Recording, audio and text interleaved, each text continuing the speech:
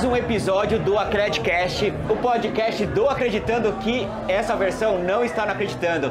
A gente está aqui no Detal, como o podcast da inclusão e diversidade. Estou aqui com a minha convidada de hoje, Thalitinha, a minha apresentadora, mais uma vez. Thalitinha, tudo bom? Firme e forte, um dia intenso, né? Várias pessoas aí.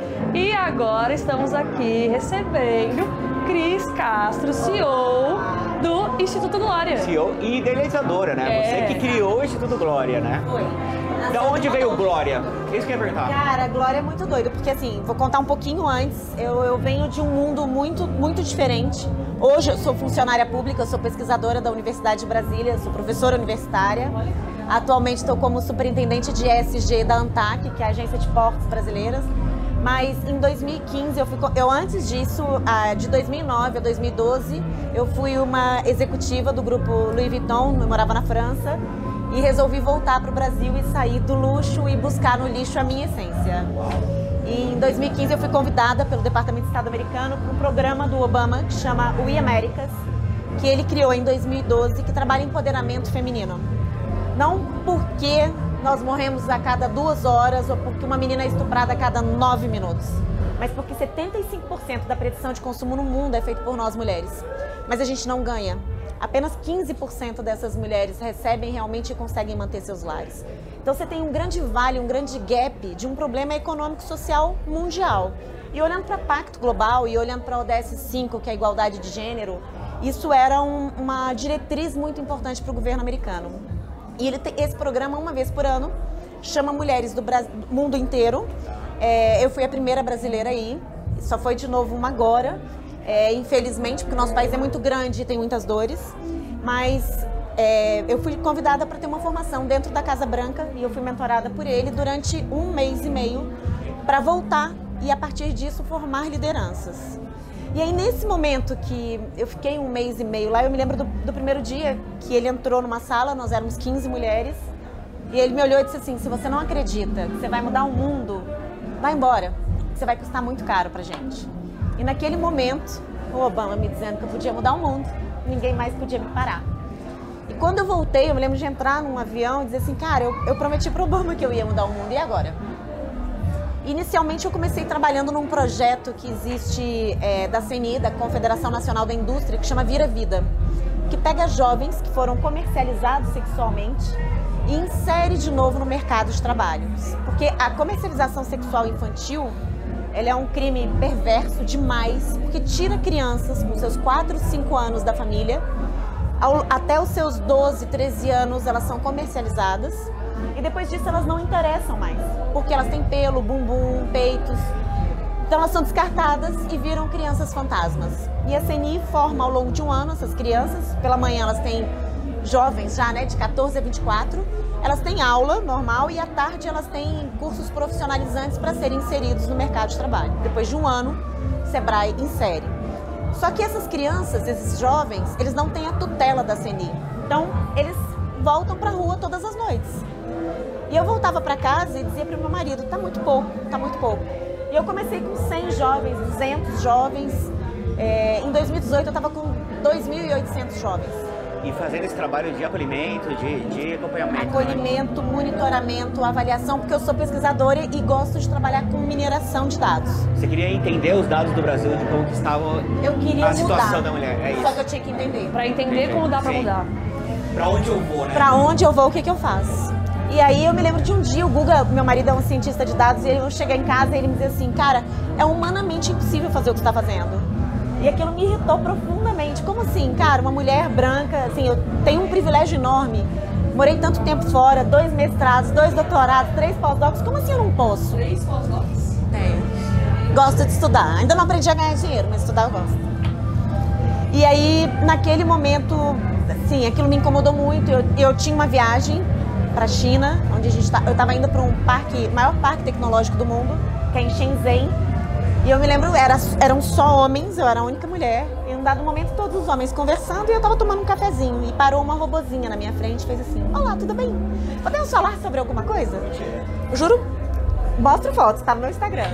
Posso falar com você? Posso te contar uma coisa? Você pode conversar comigo? Eu posso dançar? Eu posso cantar? Naquele momento veio a frase do Guga na minha cabeça, que era do meu marido, do Guga, que era humanamente impossível eu fazer alguma coisa. Eu falei, bingo, já sei como eu vou fazer. Eu vou criar uma robô.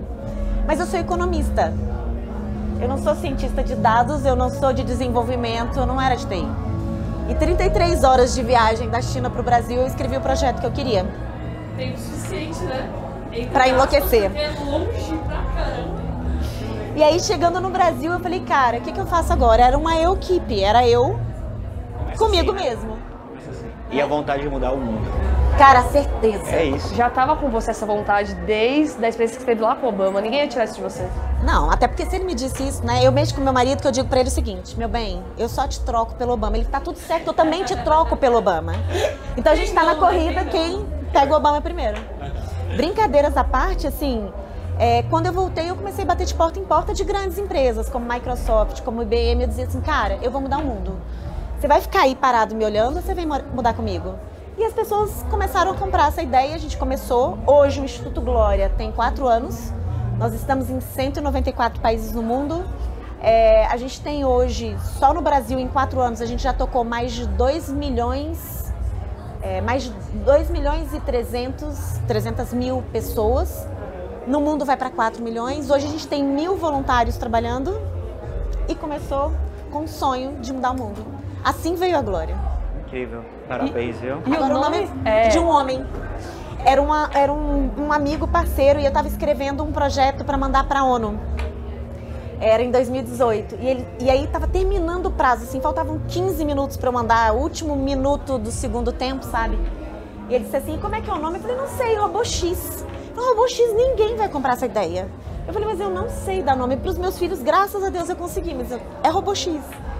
E ele disse assim, cara, Cris, peraí, que eu vou meditar aqui e vou pensar, juro, vou meditar e vou pensar. Eu falei, tá bom, tá bom. E aí continuei terminando de preencher o forms, ele falou assim, já sei, eu tenho um nome. Aí eu falei, qual? Ele, Glória. Eu falei, ótimo, vou botar. Ele falou, me pergunta por quê. Eu falei, por quê?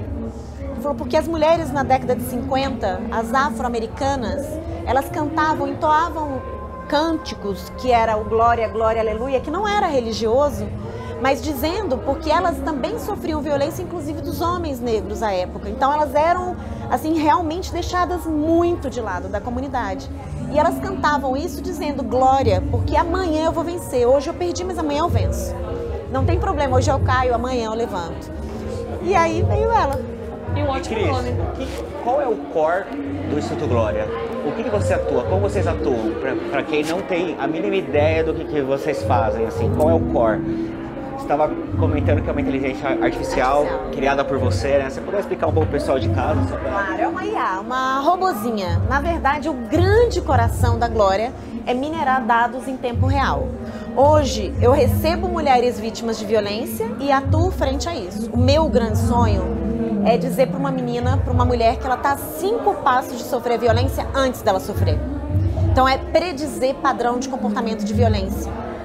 Hoje a gente atua em 5 frentes, o Instituto. Educação, educando mulheres e meninas para ter a cauda longa, né, do processo de ensino-aprendizado. Então a gente ensina Python, robótica, a gente ensina soft skills, enfim. A gente tem a parte de empreendedorismo, então a gente tem vários projetos. Por exemplo, com o CNPq a gente fez um projeto de um jogo todo em 2D, para escolas onde meninos e meninas aprendem sobre responsabilidade social, aprendem sobre ODS, Pacto Global. A gente tem uma parte toda de segurança que a gente desenvolveu com a Microsoft Mundial, que é a mineração de dados em tempo real. Então você conversa com a Glória, em tempo real ela consegue dizer mapas de calor, aonde tem mais violência, que tipo de violência, tudo por autodeclaração. A gente tem a parte de acesso à justiça, que são procuradoras, advogadas, juízas, que nos ajudam com toda a parte de recebimento do direito de massa, aquilo que você não precisa de alguém para te representar. Então, com isso, a gente consegue, por exemplo, uma medida protetiva, em vez de demorar, como demorava 3 meses, 4 meses, hoje a gente consegue que saia em 20 minutos. E a gente tem, por fim, uma parte de saúde.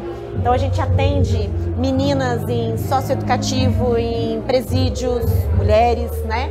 Casas de abrigo, casas de passagem, de maneira com uma plataforma onde médicos doam horas e a gente canaliza isso para que essas meninas, essas mulheres sejam atendidas e tratadas. E qualquer mulher, eu ia perguntar se qualquer mulher consegue esse acesso.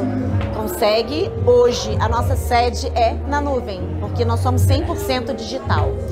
Então, nas nossas redes sociais, eu sou a Glória, ou no site www.eusoagloria.com.br, ou dentro dos nossos projetos. Então, o que a gente faz? Como para ser acessível e incluir, não adianta apenas a nuvem, o online, porque a internet não necessariamente é para todos, infelizmente, no nosso país. Infelizmente, né? É verdade. Eu imagino que tem uma parte E às de vezes as mulheres que mulheres que sofrem mais acesso, precisam. que precisam muito. Não tem E tenham acesso. medo. E como vocês fazem isso? A gente vai para dentro das comunidades, a gente conhece as lideranças, a gente trabalha com as lideranças para chegar nessas mulheres. Então, a gente fez as embaixadoras da Glória e a gente vai para dentro das comunidades.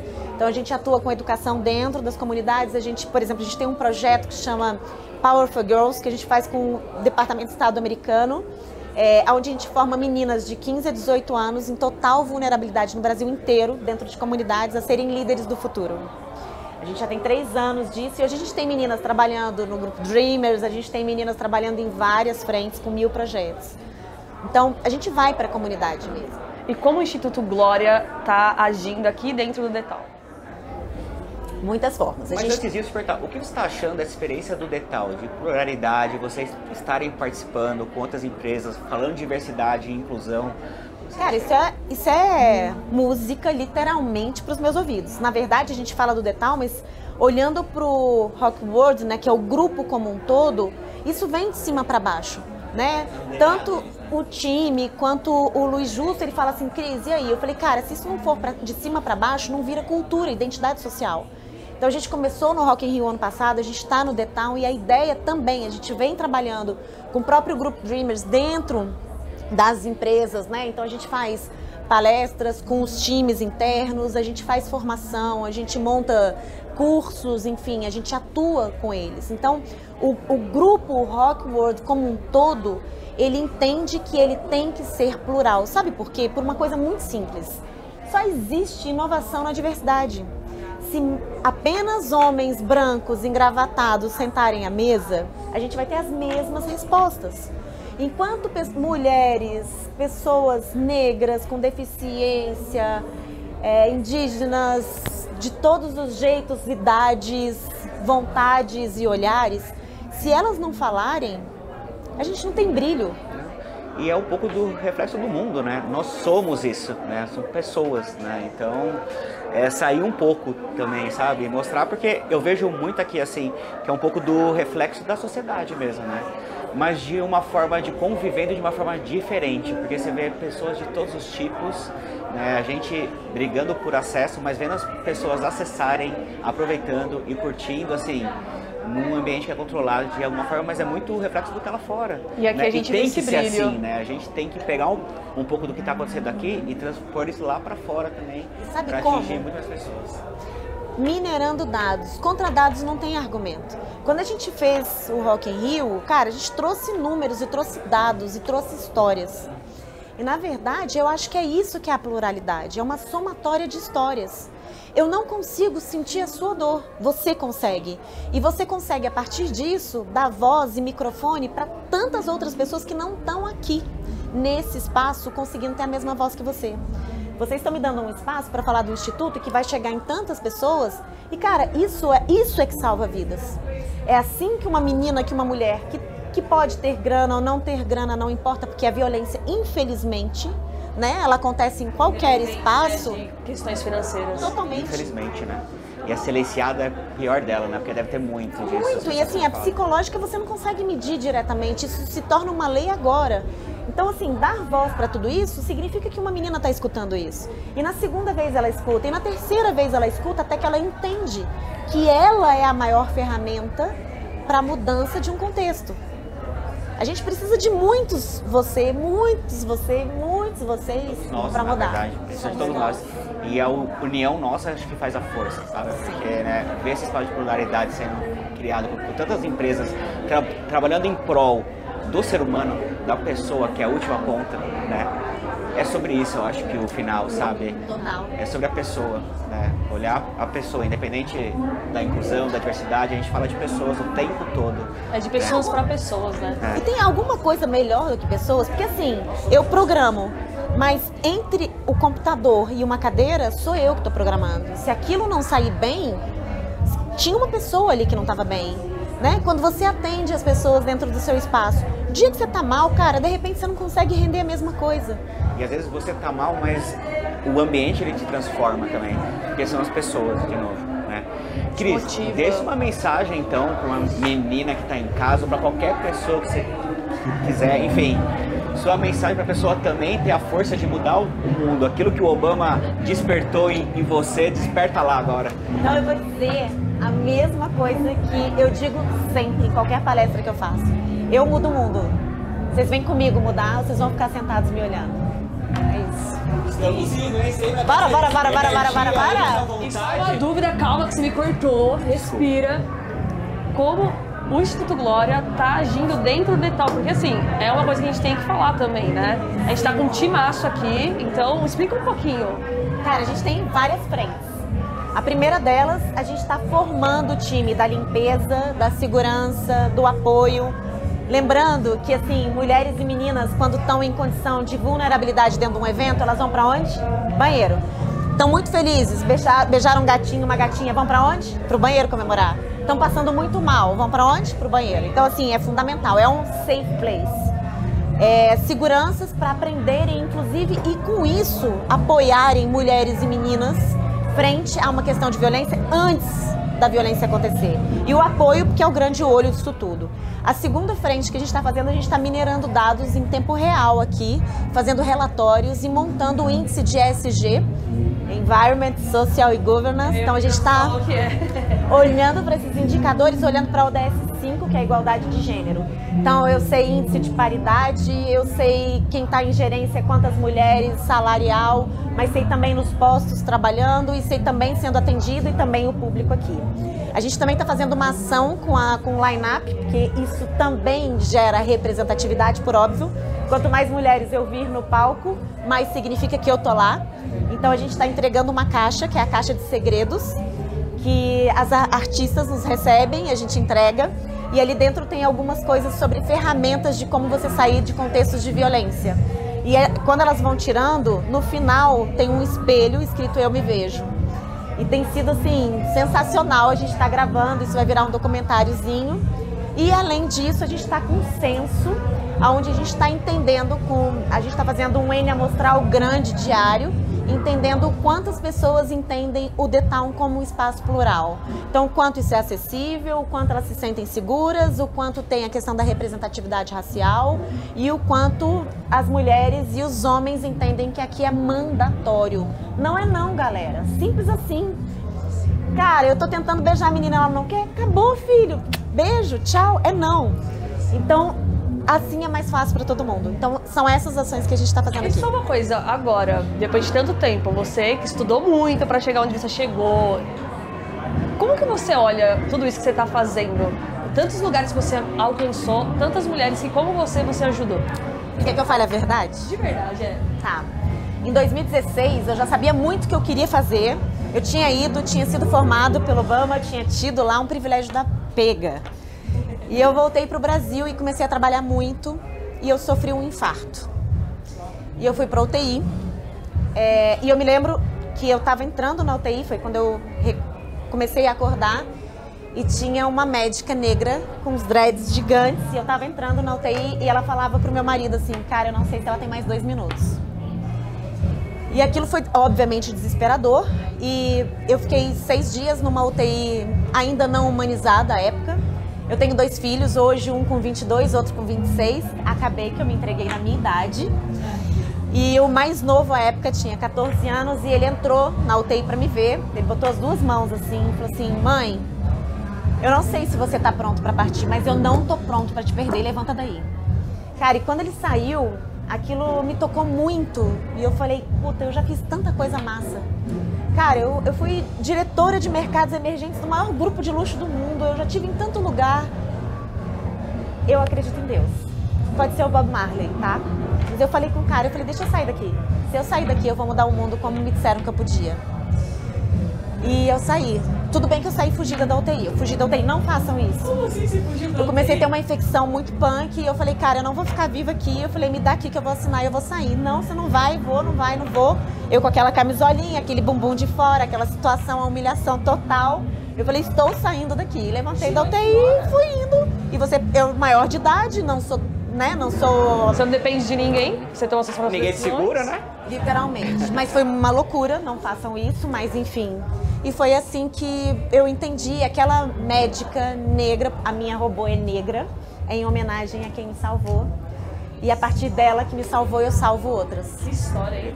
E que vocês que estão aí salvem outras. Nossa, eu acho que não tinha melhor forma de terminar, porque eu acho que às vezes a gente entra muito pra falar das empresas, mas é isso, por trás de toda empresa tem a pessoa que iniciou. tem a E dor, sempre né? tem uma história, tem uma dor, tem algo que aconteceu, que marcou e fez com que tudo saísse às vezes do papel, do campo da imaginação e fosse para tantos lugares como você realmente está fazendo acontecer. Cara, parabéns, o seu projeto é incrível. A gente não conhecia e eu já estou apaixonada. Depois eu vou dar uma olhadinha. É isso. Exato, depois eu vou dar uma olhadinha lá no seu site. Inclusive, fala de novo pra galera, pra ninguém esquecer. Quem quiser achar o Instituto Glória, O site www.eusouagloria.com.br e as redes sociais Eu Sou a Glória. E é isso. e com essa história Amém. incrível da Cris e do Instituto Glória, terminamos mais um episódio Muito obrigada, foi demais. do Acreditcast, o podcast aqui da diversidade e inclusão. Obrigado, viu, Cris? Obrigado. Valeu. E continue aí seguindo e fazendo um trabalho incrível. E conte com a gente. Você sabe que depois que a gente dá as mãos, ninguém mais separa, né? É isso. Essa é a ideia, né? Obrigadão, viu? Beijo, gente. Até a próxima. Muito bom.